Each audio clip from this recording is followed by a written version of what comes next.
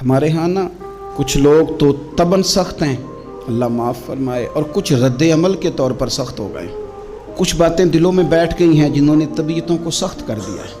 کبھی کہیں آپ بہو سے کہ چلو بوڑھی ساس سے اگر کبھی کو بات سخت نکل گئی ہے تو معاف کر دے، وہ تیار نہیں ہوتی، وہ کہتی ہے تمہیں پتہ نہیں میرے ساتھ کیا کچھ ہوا۔ کبھی ساس سے کہا جائے نا چلو بھول گئی تھی بچی تو آپ درگزر کر دیں، تو کہتے ہیں تمہیں پتہ نہیں میرے اندر سختی کتنی آ گئی ہے، دکھ کتنے بیٹھ گئے۔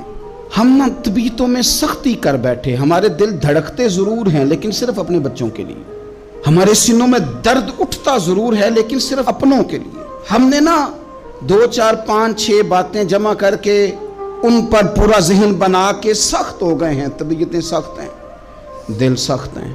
میرے نبی پاک صلی اللہ تعالی علیہ وسلم نے فرمایا، یہ حدیث مسلم شریف میں موجود ہے، فرمایا جنت میں وہ لوگ داخل کیے جائیں گے جن کے دل چڑیوں کی طرح نرم ہیں۔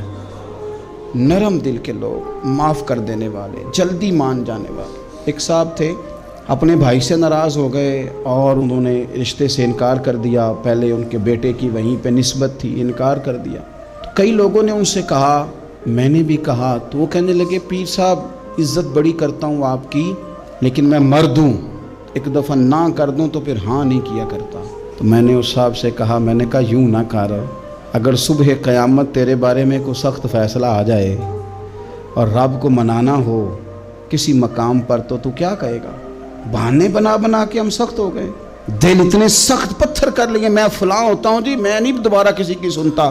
اور خدا کے بندو، میرے نبی پاک علیہ السلام نے فرمایا مومن تو اس طرح ہوتا ہے جس طرح اونٹ کے ناک میں نکیل ہوتی ہے، بٹھا دو تو بیٹھ گیا، اٹھ جاؤ تو اٹھ گیا۔ اور حضور نے فرمایا وہ لوگ جو بہت بد اخلاق ہیں، جھگڑالو ہیں، فسادی ہیں، سخت دل ہیں، وہ لوگ جنت میں نہیں جائیں گے۔ جو جھگڑے کرتے پھرتے ہیں جھگڑالو لوگ ہیں۔ عزیز دوستو، اپنی زندگی کے اندر طبیعت میں نرمی، اگر طبیعت نرم ہو گئی نا جی، مزاج میں نرمی آ گئی، تو پھر آپ محسوس کریں گے کہ آپ معاف کرتے بھی جلدی ہیں اور معافی دیتے بھی جلدی ہیں۔ پھر آپ کے تعلقات بچیں گے، آپ کی نسبتیں بچیں گی، آپ کے بہت سارے رشتوں میں قربت آئے گی، ٹوٹیں گے نہیں۔ ایک تو دل نرم کریں، کسی شخص کے بارے میں دل میں کوئی بات ہے تو اسے معاف کریں اور معافی دیں۔ کچھ لوگ بالکل ٹھیک ٹھاک ہوتے ہیں، کوئی ناراضگی نہیں ہوتی، لیکن آپ نے بچی کی شادی کا کارڈ دیا نہیں تو فوراً ناراض ہو جاتے، اور پھر آپ سمجھا رہے ہیں، قائل کر رہے ہیں، وہ تیار ہی نہیں ہے قائل ہونے کو۔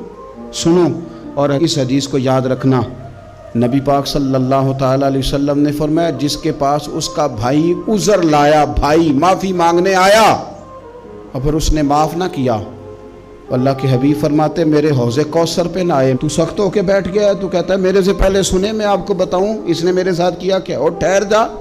اگر حساب کتاب کے بعد معافی والا اصول رکھ لیا جائے کہ پہلے حساب کتاب ہوگا، غلطیوں کا مداوع ہوگا، پھر معافی ہوگی، تو یہی حساب اگر رب کریم بندوں کے ساتھ کرے تو پھر میں اور آپ کدھر جائیں گے؟ تو اس سادی بات پہ آ جاؤ نا، تو 2 جملوں میں حضور نے سمجھائی ہے، فرمایا تم رب کے بندوں کو معاف کر دو، اللہ تمہیں معاف کر دے گا۔ رمضان المبارک کے تشریف لانے سے پہلے اپنی طبیعت کے اندر ایسا ذوق لائیں، ایسی طبیعت لائیں کہ ہم نے معافی دینی بھی ہے اور معافی لینی بھی ہے۔ بعض اوقات ہم رسم ادا کرتے ہیں شب برات سے پہلے، یہ سوشل میڈیا پہ چل گیا، فلانے کو فلان کہہ دیا، اگر کوئی کبھی ہوئی نا تو معاف، ایسے تو نہیں نا معافیاں ہوتی۔ ہمیں پتہ ہوتا ہے ہم سے کون ناراض ہے، ہمیں خبر ہوتی ہے ہم نے کس کو تکلیف دی، ہمیں پتہ ہوتا ہے کس نے ہمارے لہجوں سے پریشانی پائی ہے، کون ہے جو ہماری وجہ سے اذیت کا شکار ہے، تو اس سے جا کے معافی مانگے، تو یہ چیزیں معافی کا سبب بن جائیں گی۔